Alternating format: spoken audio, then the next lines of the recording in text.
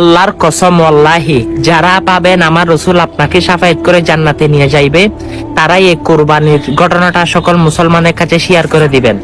আমার রসুল বলেছেন, জিলহজ মাসে চাঁদ দেখা মাত্রই এবং কুরবানির আগ পর্যন্ত যে কুরবানি করার নিয়ত করেছে সে যেন চুল, দাড়ি, নখ ইত্যাদি ইত্যাদি সবকিছু না কাটে। হ্যাঁ, সেটা হচ্ছে আমার রসুলের সুন্নাত।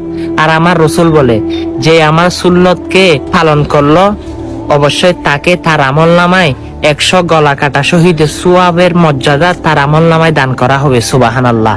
হ্যাঁ, অবশ্যই আমরা যারা কোরবানি করার নিয়ত করেছি তারা চুল, নাক কোরবানির আগ পর্যন্ত এবং দাড়ি কিছুই কাটবো না। হ্যাঁ, এই ঘটনাটা সকল মুসলমানের কাছে শেয়ার করে দেন, তারা যেন আপনার থেকে শুনে আপনার শেয়ারের কারণে তারা যেন আমার নবীজির সুন্নতটা পালন করতে পারে। হ্যাঁ, সেখান থেকে আপনিও সদকায়ে জারিয়া হিসাবে সওয়াব পাবেন।